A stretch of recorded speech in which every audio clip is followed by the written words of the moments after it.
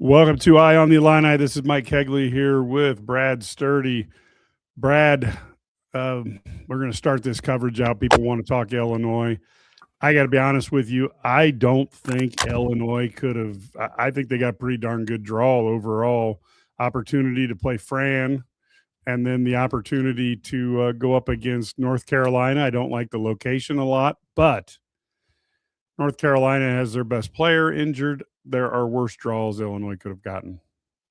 Yeah, I think from a team standpoint, Illinois got a pretty good draw of the sixes because North Carolina, a lot of their wins that they got the 6 seed with were with, one of the best freshmen in the country, and Caleb Wilson, and be like Illinois not having Keaton Wagler and going into a game, right? I mean, so I'm pretty I like the matchups. I don't like the location playing because that's it's 3.5 hours from Chapel Hill, so they're going to have a very pro UNC crowd. Now, the one thing I will say, VCU has won 16 of 17, and that's who North Carolina has playing that first round. So that would not be an easy game. North Carolina, though, I mean, to be honest, they're kind of soft. They're a lot like Illinois. Yeah. Did I say that? Was that my outside voice? They're a little soft, but yeah, I mean, I think Illinois ended up 10th overall, which is pretty good. Just the way it worked out, Purdue wins the Big Ten tournament, jumps them and Michigan State to get to that 2 line and get St. Louis. And Illinois now has to go to Greenville, South Carolina. I don't know. The one thing I'm not sure of, again, is the team that, had to have a miraculous day from TJ Power. They're ranked 150 in KenPom, and they had to have a miraculous day from TJ Power to get into the tournament. That's a good matchup in the first round. The only downside is playing Fran, who obviously knows Illinois extremely well. But they're not a great offensive team. They do shoot the 3 well, but they're not that's about all they do well offensively. Not a great offensive rebounding team. They are, but at the same time, defensively, they're not great. So, this is a game that Illinois should have a huge size advantage, dominate the glass, and should win. Then you go to North Carolina or VCU, and that's going to be a much tougher matchup. But again, not a bad matchup for Illinois. But much like we talked before, they got to play well. They got to make some shots, or it doesn't really matter, right? I mean, it doesn't matter what happens. You can't just win due to some, just because you show up. And they're going to have to compete and find a way to close out some of these close games. Yeah, I agree. I think that's one of the keys. Illinois needs to do a few things. First off, they need to actually guard on the perimeter. They need to hit the 3. And to some extent, I think they need to just go out there and focus on the offensive rebounding, defensive rebounding, use their size. And I wouldn't mind if they would take what the defense gives them. And what I mean by that is let's take a look at Luke Altmaier, on the football field. He was a guy who didn't turn over the ball very much because he tried for the high percentage play. And so if Illinois has a 7'1" center who's guarded by a 6'4" guy, let's just get him the ball in the paint and see what happens. I don't feel like that's a hard thing. And I think Illinois is now 1 time zone closer to the Balkans' natural time. So maybe this gives Illinois that advantage that we think about in terms of that. So I would look at that, as something that Illinois has an opportunity with, Brad. They are the lowest free throw rate, right? Besides Illinois and Duke. It was Illinois, Duke, and then North Carolina. Although it didn't hold true against Wisconsin, obviously, but I think North Carolina is the only thing that scares me about North Carolina is we've talked about this a lot. They shoot the ball. They shoot the ball well from 3 at times. They have lots of guys who can space the floor, and we know that that's been a kind of a kryptonite for Illinois. So that would be my scary thing there. Seth Trimble kind of going nuts, although he's not maybe a huge scorer. But again, play well. I mean, if Illinois makes shots, they're going to score a lot, and they just got to find a way to do that. But again, you got to get by Fran, and I think they're in good shape there. But yeah, just you got to get it done. Find a way. Yeah, exactly.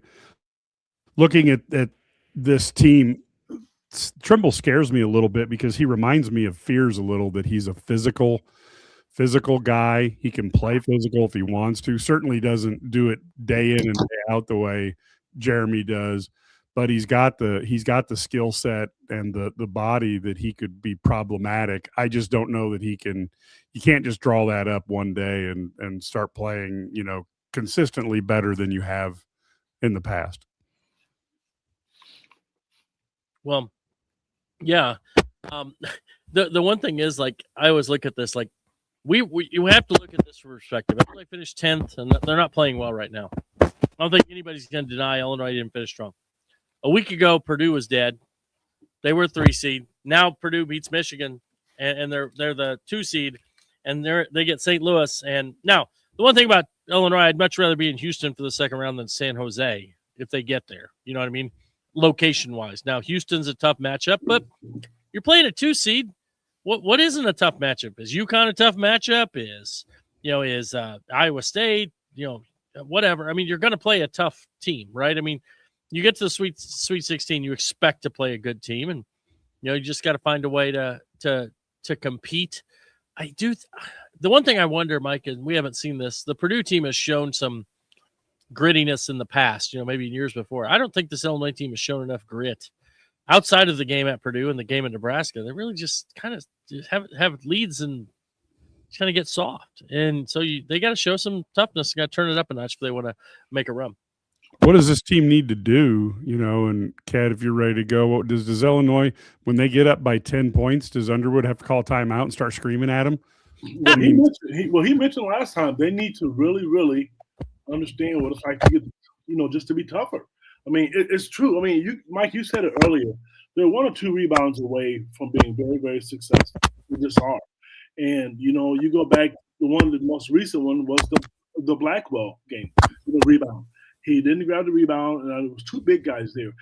This, Brad's right. I mean, they're not coming in hot right now, but they have to figure out how to be tougher. I mean, a lot of people are blaming the coaches. At the end of the day, it all ends on the coach.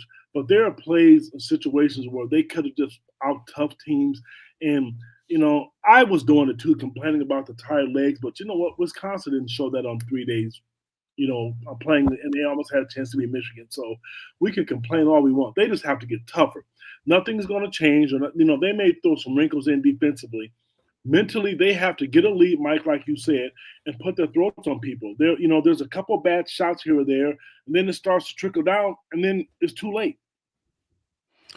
Yes, and Illinois does play at 11:40 on Thursday morning. So set your alarm on your computer at work so you can, find a way to ditch and get close, and play a little lunch hooky, so to speak, and watch the Illini, support the Illini. This game against Penn, Brad, this is a game that Illinois should win. But we've seen these things before. But this Illinois team, as much as people want to complain, is one or two plays away from actually being a 2 seed, and they have not lost a game to one of those games that's unexplainable. How did they lose to this team?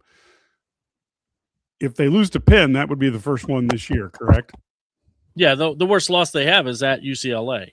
When you look at the teams, I mean, and it turned, UCLA's not bad. I mean, they're obviously a team that they had a good win on Friday. Bilodeau gets hurt, and then they obviously aren't competitive on Saturday. They competed, but maybe not. Didn't have a chance on Saturday. But I would say that this is a team that has done that. They haven't really, other than Maryland, they've handled the lower level teams pretty handily, right? I mean, and they've gotten it done. So I expect them to win against Penn, and but at the same time, that doesn't.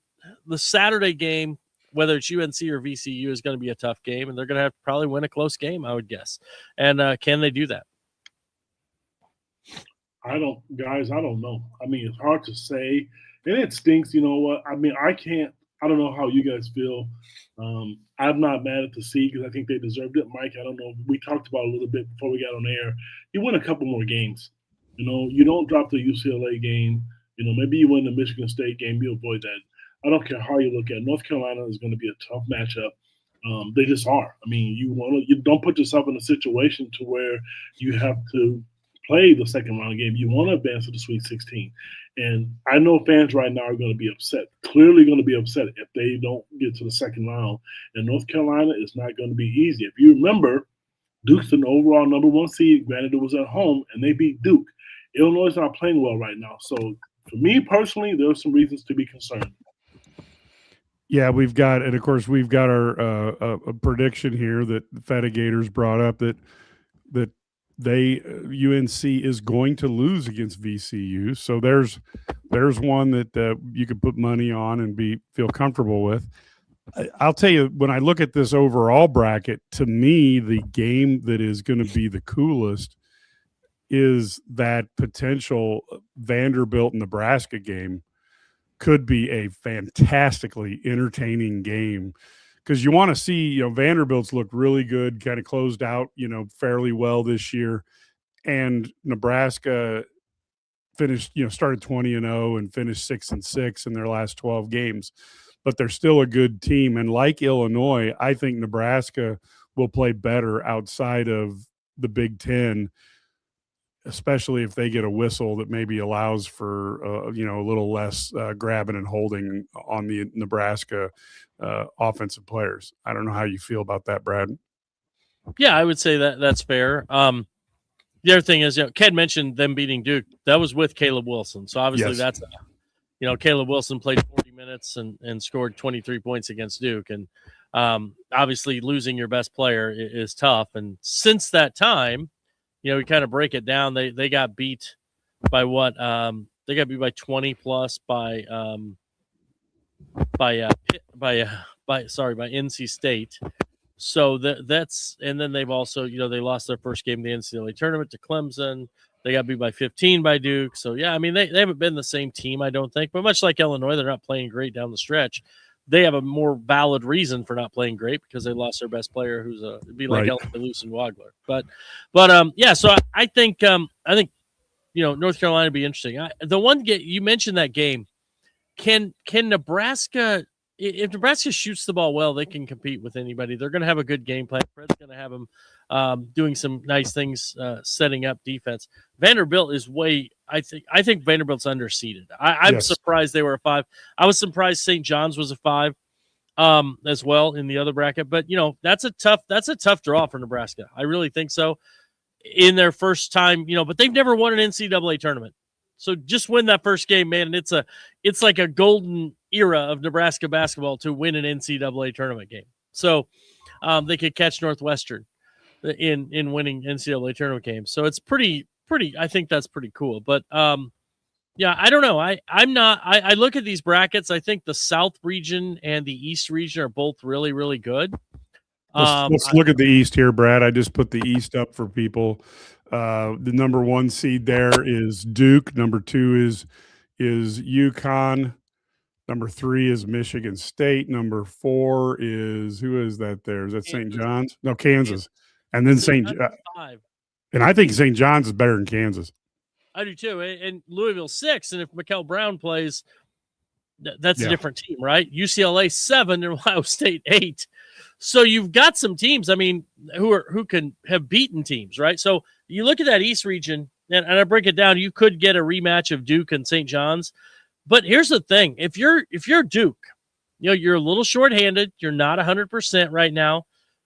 Ohio State took Michigan to the wire just a couple days ago. Bruce Thornton can lead a team.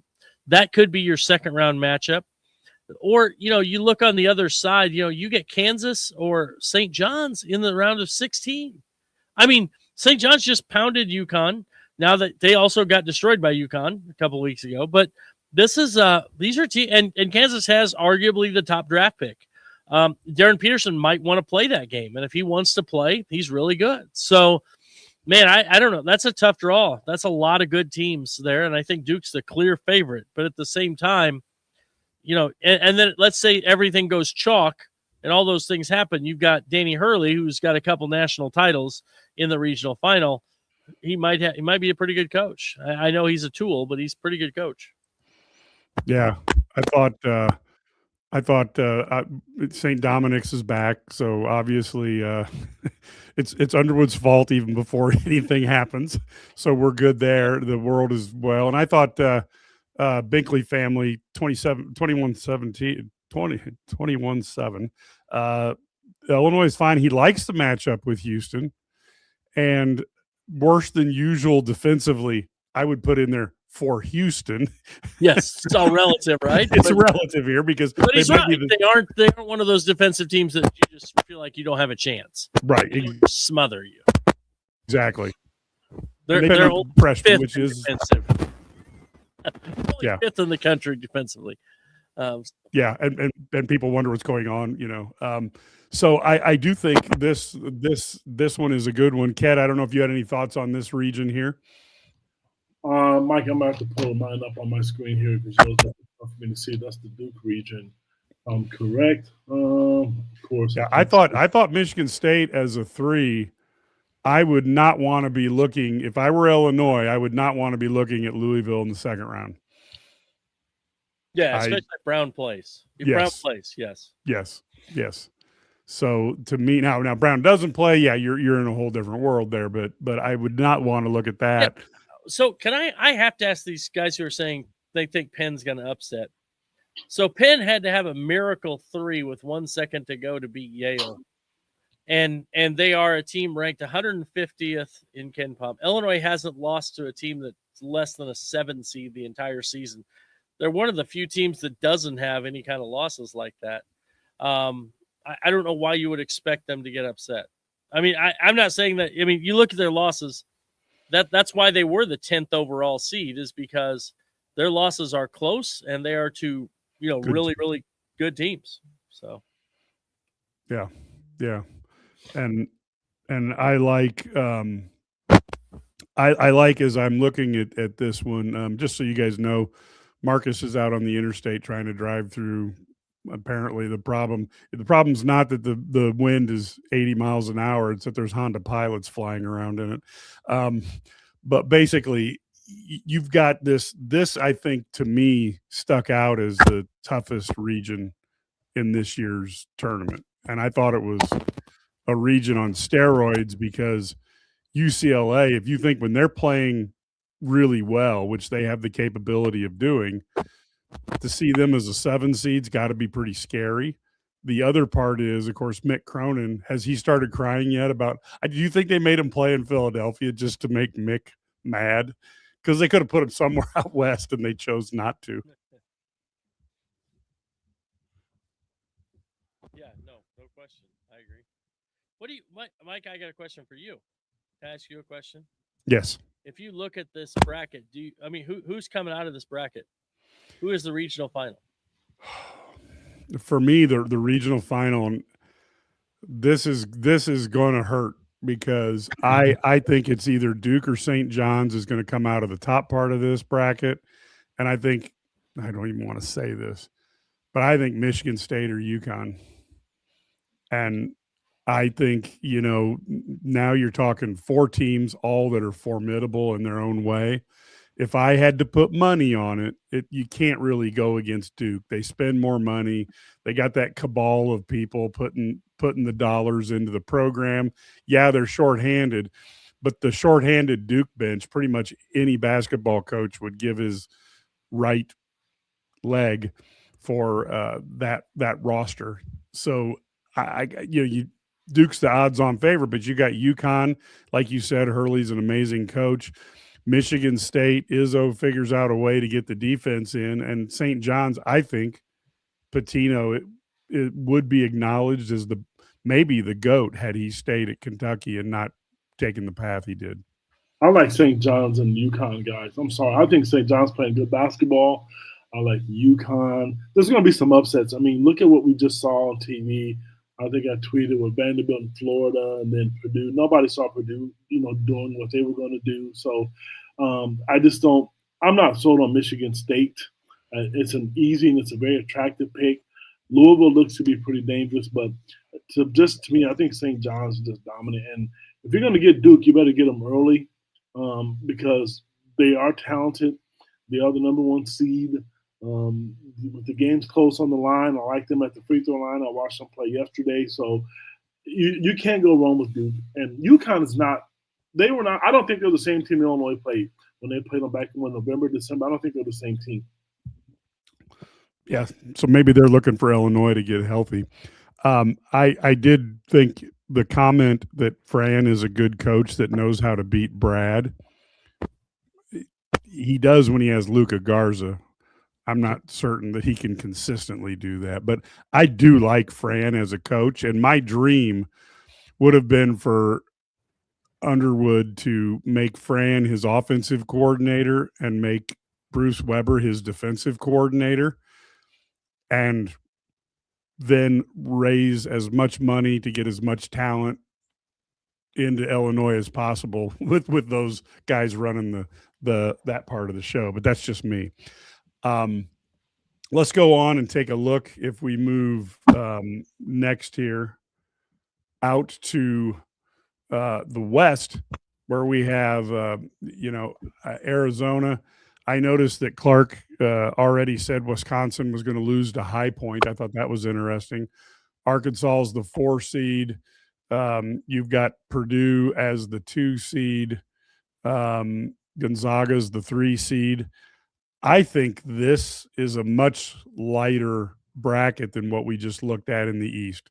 Your thoughts, Brad? Yeah, I mean, I think it. I don't mean this in a bad way, but Arizona has a good draw. Purdue played great this weekend, but over the past 3 weeks, they were we talked about how bad Illinois' defense was.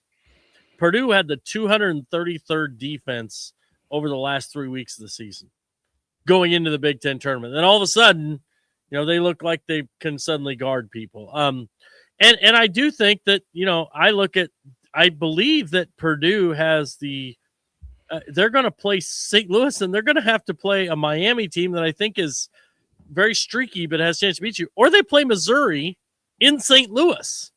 I mean, how is that a reward, too? I mean, what are we doing? Why are we putting Missouri in St. Louis? That seems crazy. You give them a home for being a 10 seed? That is bizarre. That was dumb. But it's the NCAA, so I expect dumb. I think this is soft. Gonzaga without Braden Huff is not the same team, I don't think. And BYU without Richie Saunders is not the same team, I don't think. Yeah. So you got some teams there. I know they picked against Wisconsin over High Point, and probably somebody's going to lose. But this Wisconsin team, they're pretty good offensively. They're not great defensively, man. They're not losing Point. Yeah, they're not losing to High Point.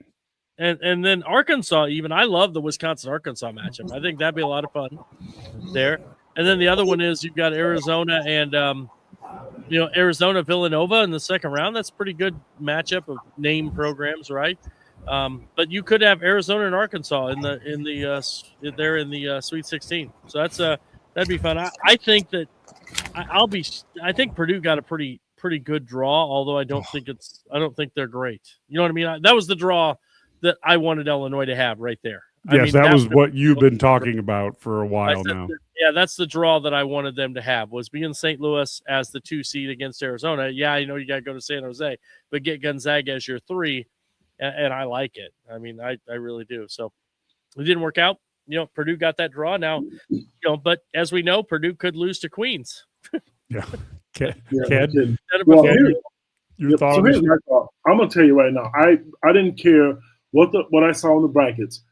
Wisconsin to me is scary. I really, really like what Wisconsin's been doing. They're tough. They are a mentally, physically outstanding shooting team. Their defense isn't great, but I'm not saying it has to be great, but it's good enough to keep you in games. They beat some of the best teams in the conference more than once.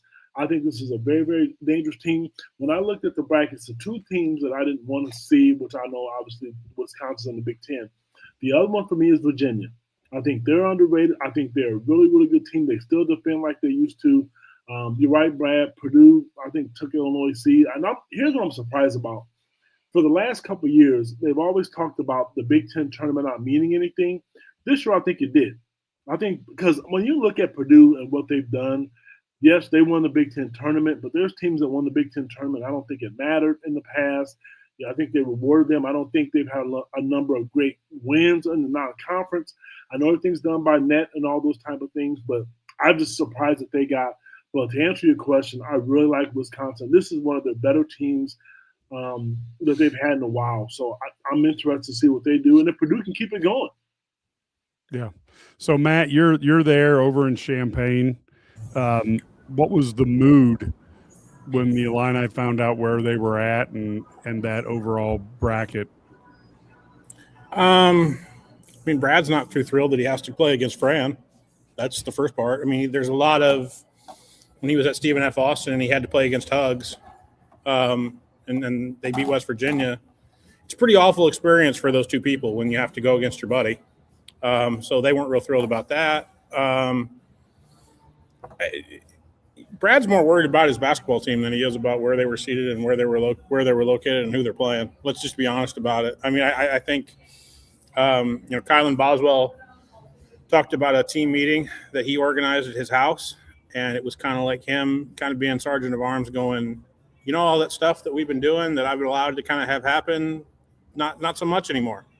Like, or you're going to have to put your hands up on me. Like, enough of this, relaxed crap. Like, we need to actually act like we give a damn. And so I think there's a lot of vibes that if Illinois gives a damn, they can go really far. If they don't give a damn, they can lose to Penn. And that's the truth of it. Yeah, that's a scary thought. And then having to play North Carolina 2.5 hours from campus, even though they are short Caleb Wilson, probably is something that they're not overly enthused about. But I guess, with VCU there, you can't take that for granted. Yeah, I mean, they could also play. I mean, who's the 11? Like VCU, yeah. Yeah, it'd be VCU. Who's won 16 of 17? Right, I mean, they could play VCU. So, I mean, I think Illinois is going to bitch about having to play Carolina and Greenville when they know they could probably just as easily get VCU. So. Well, here's the deal. Bottom line is go win the games and guard somebody and rebound. You know what? I said earlier, you put yourself in a situation. We talked about, or we've heard all year long, they're the tallest team in the country, the number one offensive efficiency team in the country. All that stuff can throw out the window. They need a gut check. I'm glad to hear you say they talked about kind of having a meeting. I think all that stuff is great, but I'm at this point right now. I can't speak for the three of you. I want to see it. I am tired of hearing lip service. Get your asses out there, block somebody out, go rebound, and be tough. This is a good enough team where they could win games. They could advance out of the Sweet 16, but it's not going to be easy. And you're right, and nobody's going to roll over to them either. So this whole, nice guys and, talking about, well, yeah, we didn't do this, we didn't do that, and this is on me. It's time to man up. It really is. So if they have that meeting, I like it. I want to see it happen. I want to see people being called out for bad shots. They've had leads, and then one or two guys shoot a bad shot, and nobody says anything. Now it's time to man up because now you lose, you go home. Yeah, it was interesting because Kylan kind of said that Merkovich was the one that told him, "Hey, you think we ought to have a meeting?" So the guy that maybe one of the youngest kids, and quite frankly, at the start of the year, one of the most immature kids on your roster, kind of goes to the guy who should be your sergeant of arms and goes, "Hey, you think we ought to meet and get this stuff figured out?" And then, if I was anybody at the University of Illinois, administration, I would not have given us Thomas Slavovicic today because I asked him specifically, Tommy, when you hear Brad say we need somebody to give a shit enough to get a rebound, do you have the moment where he's like, oh, he's talking about me? And the response I got, quote unquote, from Tommy was, you'd have to ask Brad if he's talking about me or not. So, okay. Whatever. I do think that there are guys that are really, really relaxed and really loose on this team. I think Tommy's one of them. But I don't think Brad can stick the cattle prod up their thigh and get anything out of them anymore. He seemed to think that this has got to be player driven, and if it's not player driven, again, they could go out to Penn on Thursday. So. Well, and Boswell's got to be smart too, because I thought that technical at the very beginning of the game that turned out to be a big technical. I mean, that was and it was a really good defensive play that you just had there was no reason to have that happen. You know, I don't know how Brad, you've coached for years. I don't know how you felt about that technical foul. I'll let you go, but the head basketball coach at the University of Illinois at Urbana-Champaign said he loved it. I did too. He loved everything. He loved everything about it. I did too. So I mean, he did not care if he got the technical and loved everything about it. So, yeah, I didn't mind it, but he didn't stop.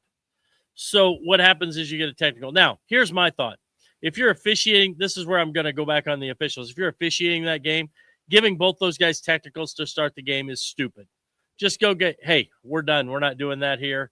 And then if they don't stop, you give them a technical, but you give them a nice warning, and you don't do that, because then it puts them in a bind. Boswell gets a second foul within, less than a minute into the game on a fluke little rebound play. So that's where it's bad, But yeah, I like that they showed a little passion when they did that. I don't disagree with that, because they need that. That's one thing they lack, is especially when things aren't going great. They are fantastic front runners. Like when they're ahead, they front run and they are fired up, they're energetic and so forth. Until they shoot themselves out of it. Yeah, when they're making shots, they are, and then they shoot and don't defend themselves out of it.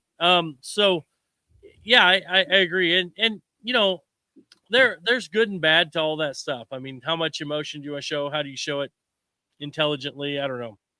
Well, but those team needed an edge, and Kylan tried to provide it. So here's the deal with me. I thought it was good. I did, but like you said, Brad, he picked up another foul. He didn't let it go. I thought that was crazy. There's a lot of comments about Merkovic, and I'm going to tell you, I listen to podcasts all the time, and what Matt said, I'm not surprised by. A lot of people, people are entitled to their opinions. They really want to see Merk be a leader, because he can be. If you think about it, he has been one of our best players, one of the best players on the team. He rebounds. You go back to the Michigan game, he had a double-double. I mean, he wasn't great, but then to hear what Tommy had to say, it's frustrating. And it's frustrating, and I'm going to tell you, he's had a very, very disappointing season. I mean, he's had enough games now to where it matters. If what's tough for me, and I'm just going to say it, I want to see his brother, Zonomer, play more, because at least he is going to challenge shots. He will at least try to go get a rebound. If Tommy's not going to do the pick and pop and be effective, and if he's not going to rebound, I'm just asking for a friend. What is the point? Because he has to give you something. Everybody else on that team, when they get on the floor, Z is going to potentially give you block shots. He's going to rebound. Neither one of those guys are shooting the ball well. You know what you're going to get from Jake Davis. You're going to get defense from Benjamin Rickhouse. They are not going to go far unless Tommy is the Tommy that you saw last year. And I don't know if that's going to happen, because the season is 90% over now, because when you lose, you go home. I want to see all the guys be tougher. Last comment, when the game gets tough, Brad's right, the front runners, when the game gets close, everybody passes the basketball. I see two guys, one guy who I know is going to shoot it because they give the ball to him is Keaton Wagler. The other guy who will shoot it and don't care about it is David. Everybody else, and maybe Kylan, I just don't think they want the ball. Look at the shot clock when it winds down. What they do with the ball. Andre wants the ball. I was gonna say, Andre wants the ball. Well, you know what? We haven't talked about him. That's my X factor. I'm sorry. I know we haven't got there yet. That is the guy I want to see get more minutes. I'm sorry. He is an X factor because, one, people don't like it. People text me, he didn't have any assists. I don't give a damn about an assist right now. We need guys who are tough and want to score. He's the one guy on that team, the only guy on that team that I know who will, if he has a chance to dunk a ball and put it in your face, who's tough enough and doesn't run from competition, is him. David would probably be the other guy. Keaton's obviously the most talented. I want to see Andre do what he does. At the end of the day, I would ask the people listening to this show and you guys as hosts, if he gave you 30 points in a win, would you be okay with that? Or 11 points and 11 assists in a loss? No brainer. I want to see the guy score. We need him. Sorry, they didn't bring him there to pass the basketball. They need him to be aggressive. Yeah, I mean, I can't argue. He's got to be aggressive. He's also got to be smart, though. You can't just dribble into six people and throw up something and then wonder why you didn't score. But your point, I Yeah, think, is I think that the worthwhile. problem is he by not passing, he's created no driving lanes because teams don't help, or they Yes. can help. They can help off shooters when he's driving. With the other guys, I think they've started to do that with Keaton. I'm not going to lie, because when he penetrates, he isn't passing very often. I saw him do it a couple times. So I think that's part of the issues. And I would like to see them he'd be a little bit more distributing for others. I want him to be aggressive, but play off 2 feet, make that pass. He made a couple nice passes, interior passes the other day, and that was good to see. So, but yeah, I think the other thing is with Stojakovic, that elbow isolation is like his bread and butter, and I love seeing them do that. The second half, they kind of went away. Yes. Went away from that. So, And I would think too, with elbow isolation, you would think if you were on the wing, you could kind of sink down to the corner and always always stay in his vision a little bit, and you know what I mean, just to kind of be Mike, there. you got to remember he's got blinders on, baby. He's got blinders. He's like a racehorse. They put the blinders. That was the heart of every offense we've ever ran. Was to try to it's like, man, if you're going down the lane, just be looking for that guy out there in the corner, whether it's the guy on your side, or if you go in front of the basket, it'll be the guy on the other side going down to the corner, because you create you force that defender to come over, and then you've got all sorts of things depending on how you're running it. Let's take a quick look here, because we didn't do the final bracket, which for us is our friends at Michigan leading the way with Iowa State at the 2 seed, Virginia at the 3 seed, Alabama as the 4 seed. I think this one is also a little bit of a weaker weaker bracket. Brad, am I seeing this wrong, or are you coming to the same conclusion? What are your thoughts? No, I agree with you. I think that, you look at a Texas Tech team that doesn't have JT Toppin. You look at an Alabama team that lacks size, although they can score, they really struggle in the interior. Tennessee struggles to score, they're going to guard. Virginia, I think, is a little bit overrated at a 3. I think that, they've had some nice games, but they play a lot of, don't play it. They're in the ACC. That used to be a good thing. Now it's not. I think Kentucky's a massive underachiever, and Iowa State looked really good this past weekend, but I have also seen them not look so good at times. I think that's a region that doesn't have, Michigan. But again, Michigan doesn't look like Michigan. Not since the injury. Not since the injury to LJ Kaysen. LJ Kaysen was such a key part for them coming off the bench, and to not have him, I think, has hurt them. And I think for the key for Michigan is going to be getting Yaxel Lindeborg to kind of be more aggressive offensively. I mean, what did he make? 1 field goal on Saturday, and it was the 3 to win it. Really, he just didn't take shots. He just hasn't been looking to shoot. I get he's a 3. He's not really a 3-and-D guy. He's more of a D, and just find a way to win and do all those little things. But I don't know. I'd like to see him be a little bit more aggressive offensively for them. But it's a good draw for Michigan. It's a great region, and they should get to the Final Four out of that region. But again, there's some teams that have a history. Alabama's been, they have a history, and if they get hot, they're really hard to beat. They can score at a high level. I don't know that Michigan. I could see Michigan and SLU. Let's say it's that game. Morez Johnson against Robbie Avila, AAU teammates. Yeah, that would be fun. That'd be fun. Mean Streets dudes, right? Yeah, Ked, your thoughts? Older, but yeah. Yeah. Ked, your thoughts on this this region? I don't think it's as easy as people think. Because here's why I did say that. Me personally, I think Virginia's really good. I think they're good. They're a 3 seed for a reason. Iowa State is not the team that Brad mentioned. I agree with you, but Michigan is not playing great. When they did the broadcast, I'm sure you guys were listening, and they were kind of penciling Michigan in, and I know Illinois fans want to hear Bruce Pearl is kind of picking Michigan to go to win it all. That's not going to be easy. It's really not going to be. I'm going to tell you that right now, because Iowa State can get hot. Yeah, there's not a Hilton. They can be very, very dangerous, but Texas Tech, JT is not the same. John Gross, kudos to him. I think this is good for him. And a lot of people say, oh, he needs to get back in Division One, a major D1 Power 4 school. Not my option, not my thing, but I think he's good where he's at. Tennessee is, Illinois played Tennessee, and the feast of fathom. You don't know what you're going to get out of them. But I don't think none of the brackets are easy. And I'm going to tell you guys, we all watch these games, and you watch them if you're covering them, if you're a fan, or whatever the case may be. None of these games are going to be easy. There's going to be some serious upset, and I'm going to tell you, the one thing I don't want to see, and we want people to join our community, the Illini guys, and to be a part of it. But boy, if Illinois goes out in the first weekend, man, we should all run because the fans are going to let us hear it. Because I'm going to tell you, they are going to be hot. The way they finished down the stretch has been bad. And then what Matt said about Tommy, I mean, my phone. People are listening. My phone is blowing up right now. Yeah, me too. People are blowing up because they're upset because of what Matt said. You have to. I need something from you though. What's that? You just told me Virginia's good because they're a 3 seed. That shows they're good. So you think Illinois is good then, right? Oh, Matt, yeah, I think they're good. I really do. Okay, I just wanted to make sure.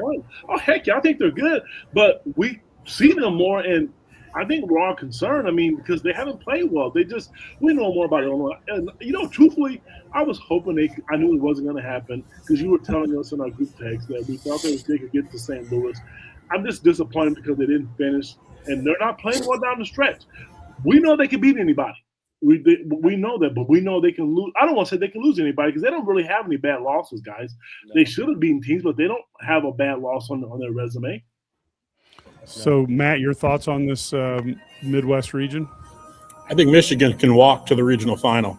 And the reason I say that is because their best player has enough self-awareness to tell Tracy Wilson during the semis, I'm not playing very well right now, and I got to figure it out. And I think, if Yaxel figures it out and plays like the Big Ten Player of the Year, Michigan's still really, really hard to deal with, and they're probably better than everybody they're going to see until the regional final. So they're just a really, really tough draw for everybody because they can pretty much do everything, and they have a guy who's a 6'9" Swiss Army knife in Yaxel Lexenberg. So I suspect that unless something drastically goes wrong, that they can walk to the regional final. Now, are they going to get an Iowa State team?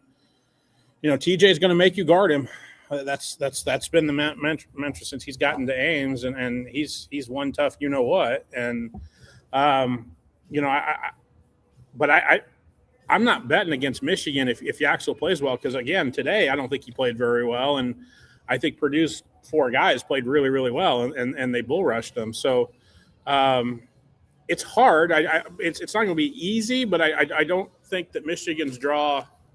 I think I probably would have said the same thing, and no matter what Michigan's draw, because they're just so talented, and their best player is a 6'9" Swiss Army knife that I think is a really tough matchup for anybody. I don't like them going up against St. Louis just because I don't think SLU has enough dudes. And then what you guys said about Toppin, I don't think Texas Tech has enough dudes. I don't think Mark has enough dudes without Toppin, and I don't think Alabama guards you well enough to handle Michigan. So if Alabama hits 23s every 4 straight times, they're going to be able to, or 4 straight times, they're going to be able to get out of this region. Like that's kind of the way that Nate kind of plays it.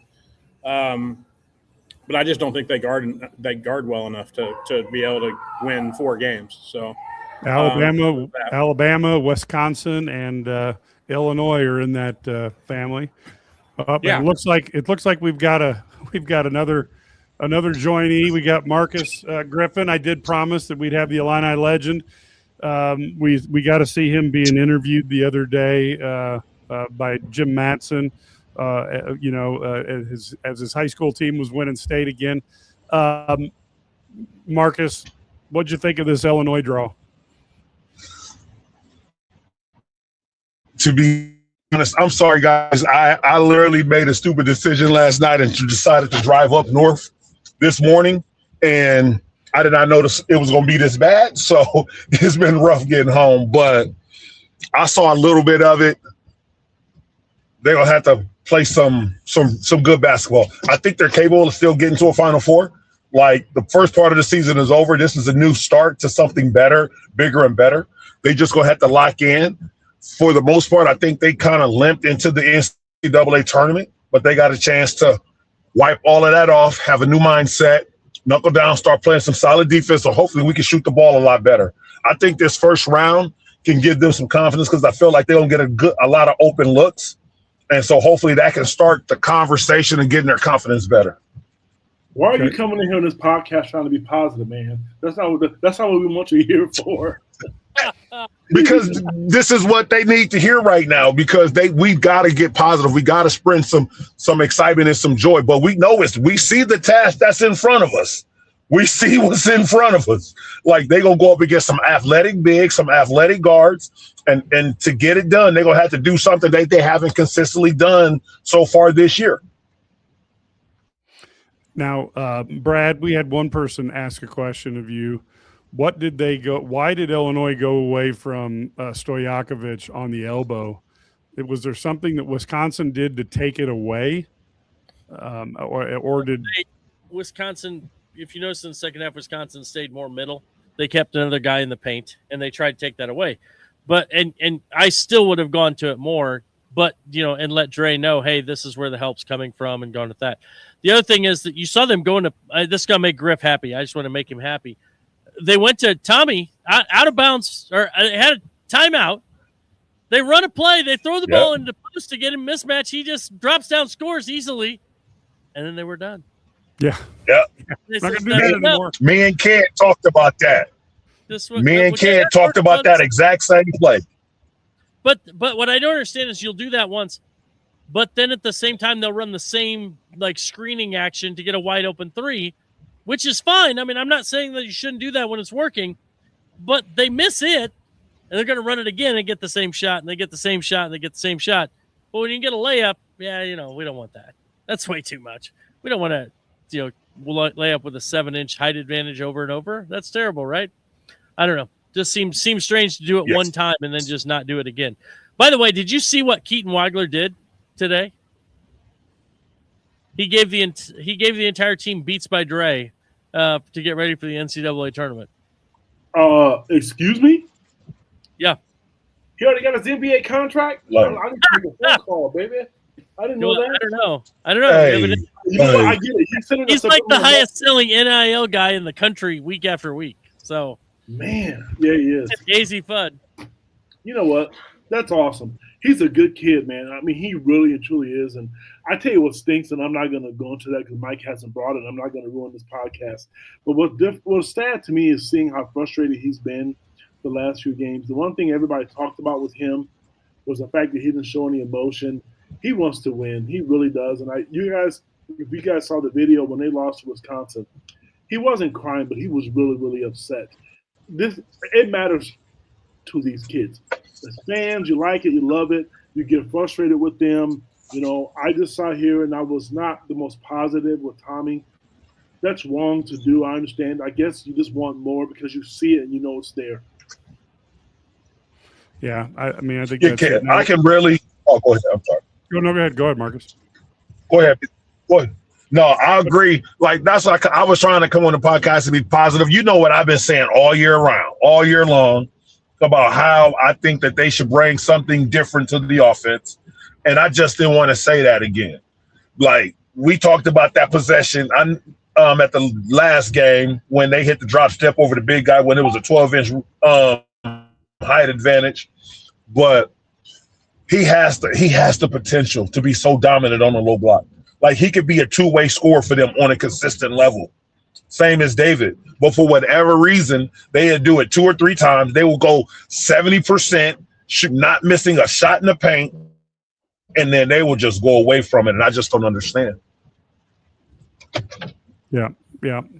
Was there anything that upset you about watching the program? Were there any teams you thought got screwed over, Brad? Was there any, geez, what are they doing type of situation? I thought St. John's got a tough draw, not only being a 5 seed, but they get Kansas in the second round, and then they also are in the same region as UConn and Duke. I know they're on the other side, but it just seems weird that I guess you're leaving them in the East, I guess, is what you're saying. That's your advantage. But yeah, I thought that was odd. I don't know. That's just me. Maybe I didn't. Again, I just thought that was a weird seeding after their win over UConn. Then the other team, I thought Vanderbilt got a tough draw. So yeah, those are teams maybe got rough seedings. The only thing I didn't like Illinois'. I didn't like Illinois' location, but I do like the draw, the teams they play. I'd rather play them here. So yeah, somebody asked about the baseball game tonight. Go USA, baby. Paul Skeens. Let's see him on fire. That'd be fun. I think that's a really great matchup with the Dominican Republic. But I think Skeens can throw. I think they're going to allow him to throw like 80 pitches tonight, so that'll be different. Wasn't it fun to watch Pearl have to whine and complain about his son's team not getting in? I got to be honest with you, that guy's been a turd for 40 years, and it's about time somebody flushes him. But you know what's worse? The fact that they put him on TV. There's so many qualified guys out there. I'm gonna tell you a guy that I would like to see who's really well spoken. He might not have wanted to do it, was Chris Webber. Bruce Pearl, on top of the fact that there's some history there with Illinois, they know how dirty he is. He's been caught, since he's left the University of Iowa. You don't need him around. There's so many other guys. And then to see, how he acted during the game the other day, we all saw that. I'm not a fan. And then when you hear him talk and speak, it's BS. It's all fake. We know what he's like. And so there's so many other qualified guys you could have out there other than him. So, and would I tell him to his face? Hell yes, I would.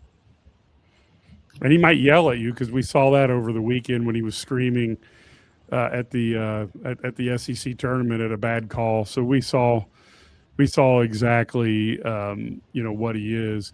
So we'll be talking a little bit about this, obviously this opponent this weekend, with Fran coming back. But Brad, what do you want to see out of this Illini team? We know they're having the players only meeting, so that's nice. But what do you want to see different out on the court when they play? Well, I think executing a defensive game plan that looks like they have a defensive game plan is going to be the key for me. And then the second thing is to be diverse. I mean, I think they have to get – and I know Z's not a good post-up player, but Tommy's a pretty good post-up player. He can score in the post if you get in the ball. And I think so many times, like it's especially against the matchup you're going to have against Penn. I mean, he should be able to score inside. Let's get him the ball. Let's get David the ball. Let them post up against these guys where they have a mismatch. All you have to do to beat Penn is run them off the line. You force them into shooting twos, and you're going to beat them handily. It's just because they're going to score against their defense. You're going to outsize them, but you've got to run them off the line. So I just want to see them execute the defensive game plan that does that. Not that I'm happy, because I think they'll win handily if they do that. So for me, honestly, I do want to see them guard better, number one. I do want to see them become tougher. But Brad, I love you to death, and you're my homie. You know that for life. I think Tommy is a better low post player than Z. The fact that he won't go down there. I think if that's what I said, Ken. I'm sorry. Okay, maybe I misunderstood. I'm sorry. I want to see them do something different. Everybody's expecting them to jack up a bunch of threes. I want to see them, and I'm not, Marcus, we're not saying this because you're here. I'm telling you, we're not. I want to see them surprise people, punish them in the post, because I don't know if any people can stop him. He's a good free throw shooter, and he can shoot with both hands. It's an arsenal that's been untapped. It's something that nobody in the country has seen, because if he's in the post, those three balls that they get, they won't be uncontested. I mean, they'll be uncontested. The guy I think can get you going. We talked about Andre. The guy that's the flamethrower to me, and don't run off the road if you're listening to this or hang this podcast up, I think Ben Humrickhouse could be that X factor along, to me, with Andre. When Ben gets going and he's on a roll, his catch and shoot is as good as anybody in college basketball. They need to get that post touch. And I also want to say this, and I've been saying it all year, And I'm going to maybe have to email the coaches or something, I don't know, or the SID to tell them, what are you going to do to stop the bleeding? What are you going to do when teams are making a run in the tournament? You can't do what you've done now because you're going to go home. When your team gets a lead, like Brad mentioned at the beginning of this podcast, and you get stagnant, what are you going to call timeout? Who are you going to get a shot? Who's going to take the layup? Who's going to go to the free throw line? They need to spend their whole week on defense and running sets to stop the bleeding because every team is going to make a run, especially Fran because he knows Illinois. Marcus, what are you wanting to see? I can double down on what both of these gentlemen have said, but the one thing I don't think we have talked about is their energy level. I think they have started a lot of games flat, not meeting the energy from the opposing bigs regard. I want to see Illinois get back to dominating in that paint, meaning I'm talking about on the offensive side of the glass and the defensive side of the rebounds. Forget everything else. Let's own the glass. We are the second biggest team in college basketball. Let's play like it. Let's stop giving up a lot of offensive rebounds on that side. But then I would love to see some diversity in the lineup. KP, I'm finally glad to see that you finally came over because I've been preaching this since the beginning of the year, and you was not with me at the beginning of the year. But now you have seen the light and the justice, and you've come home. You've come home, and you see that they just need to – go ahead. I'm sorry. Part of it is because I can't look at this team the way I play. I'm not – this isn't about Kettering. I can shoot the hell out of basketball, and I don't. That's why I like it. I like to see him do it, but I also know when it wasn't working for me, I found other ways to score, and I would like to see them do that. And I'm just not just for me. Take me out of the equation. I think it's good for the team. I really think it's good for the team. And Griffin, you weren't on earlier. Matt Stevens, one of our writers was on earlier, and he talked to Tommy about his rebounding. I don't know if you know, he had 2 rebounds against Wisconsin. He didn't seem to be too concerned about it. That's a concern for me. I don't remember any. It's lying. Well, I don't know who was in the game at the end of the game. I know David was in there when Blackwell got that rebound. But that's the kind of stuff that I'm talking about. I know Michigan State, who's going to go in there and just lay somebody out to get a rebound? No, don't lay somebody out because they'll call a foul in the Big Ten. However, who's going to be that guy? And I don't know who that is. I think it's David. I really do. But I'm going to tell you, the other guy on that team, I've said it to the start of the season, who I like, who's aggressive and not bashful, is Zonomer. They need more of him because he's not bashful. He's aggressive. He'll play defense. He'll try to block shot. He can move his feet. You go back to the Nebraska game, which we all talked about, when Sanford got off, Tommy just went out there. He didn't put his hand up. Zonomer is at least going to challenge him. Now let's do this, put the best players on the floor, or you go home. That's why I want to see Andre out there. And I'll tell you what I want to see. Instead of this fiddle farting around with a team and being up 6 points and then 8 points and then 4 points and then 9 points, I want to see them go over 10 quick, and then I want to see them get to 15, and I want to see them push it to a 20-point lead. I want to see them put the pedal to the metal and stop this farting around going, oh, guess what? It's easy. I'm going to jack up a three-pointer from 25 feet with 18 seconds left in the shot clock because we're up by 15 points. I want to see some more discipline there, and I want to see them just blow a team out and get ready to play that second-round game. Is that asking too much? No, not at all. It's not asking too much. They need to do that. And I think some of it is like what I want to see also is stopping a run by not taking a quick three. You've seen them get these big leads and it becomes boom. They're trying to win by 40, yes. Instead of just continuing to extend the lead with what you were doing and being patient offense and doing those things. So yeah, that I agree with you, Mike. That's how you put teams away by you make runs by getting stops and getting scores. Taking high percentage shots, executing what they have to do. Illinois gets a 7 seed, and they play Nashville, the women, by the way.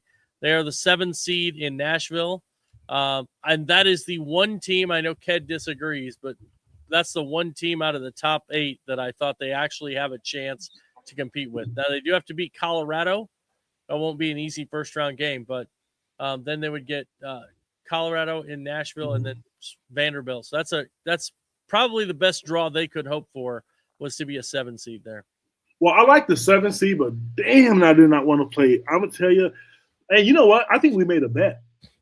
We did. Me and you and was it me and you and Mike? No, there was something else. I'm sorry. It was just something else different. We always got something going on. They got it. Yeah, we always get something. But here's the thing. I look at the 1s and 2s. Obviously you didn't want to go to Stores and be an 8 seed and play UConn. And you didn't want to play Texas, and you didn't want to play South Carolina. So, I mean, you start looking at there are limited options. Obviously, you couldn't play UCLA, who's going to be a 1. But, yeah, so I think, it's pretty cool. I mean, at least you feel like you got a fighting chance, maybe. We'll see. And I don't like that gym. I think that gym is ugly. Oh. Do you like it, don't you? Do you like it? No. I don't like that either. I love I like Bridgestone, where Illinois played against Tennessee. So that's nice. Okay. So let's go around. Let's do final wrap up here for this. Marcus, any final thoughts? We do appreciate you driving in the middle of that horrible storm, but give us any final thoughts here before we wrap. Right now, I just say whatever happened in the first part of the season, that is over. You have new life now, new energy. Bring it. Every day, bring it. You got quite a few days to practice. You got quite a few days to hone in something to get some dog, like that dog, because now it's win or go home. Like, you don't have an opportunity to have a poor defensive outing. Like, you got to bring it every day. Hard hat on head. Let's go. But other than that, man, let's continue to just to rebound the ball and play good team, solid offense, and then play good team, solid defense, and that'll get us done. Yeah, and I do think, look, Purdue was what they had lost like 4 or 6 going into the Big Ten tournament, and then go through and win it. So you can get hot, and you can do things that you were doing all year earlier and play much better. So let's hope Illinois can get their house in order. Ted, your thoughts? Just live up to the hype, fellas. I mean, everybody's gonna. Marcus is right. It's a new tournament. My philosophy, and I'm never going to change it, you only have to be good for one day. I don't care if you're playing Duke or UConn or St. John's. Just be good for that one day. You don't want to leave the floor thinking, well, if I would have done this, I should have done this. You got to play tough. You have to be tougher. It's a mental game right now for everybody. I saw that too, Mike. You do want to advance. Are they good enough? Yes. But all the clippings and all the things that we say, Kedrick, about how good you are, how good you're supposed to be, it doesn't matter. Throw all that out the window. The social media stuff, this is one time I would say stay off of it. Go compete, because you have one of the best fan bases in the country. They will follow you to Hong Kong or Egypt if you perform well. Just go do what you're supposed to do, and we know how good they are. Don't roll over. Don't play dead. Be tougher. All righty. That's good. No, I totally agree with that. We got St. Dominic's Rosary, who is now on the does Brad's seat get warm if they don't make the second weekend this year. I would say that fans will be a little frosty, but you have to be in the tournament year in and year out to make a run. And he is getting people, he's getting the team into the tournament every year. So you would think one of these years you're going to get the run. And obviously the sooner that happens, the better it is for Illinois fans and Illinois' coaching staff. Sturdy? Yeah, I know he doesn't. His seat's not warm. You have the most wins in the Big Ten. You're one of what, 3 or 4 programs that have 27 consecutive 20-win seasons. I mean, this is, it's kind of crazy talk that we're even thinking about that as the 10th overall seed. That means you're a top 10 team right now in college basketball, and you've been that way in 3 of the last 6 years. So, man, I don't know. It's they need to make the second weekend, though, I think, to quiet a lot of doubters.